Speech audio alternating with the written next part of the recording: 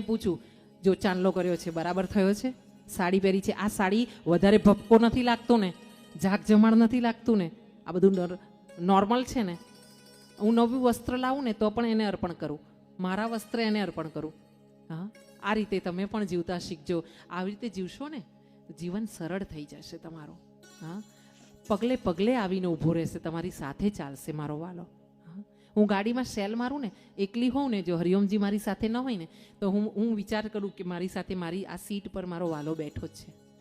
હા, હું ઘણી જગ્યાએ જાઉં તો પૂછે ઘણા ભજનમાં ભક્તો, બેન એકલા આવ્યા છો? હું કહું તમારા જીજાજીને લઈને આવી છું, તમારા જીજાજીને લઈને આવી છું.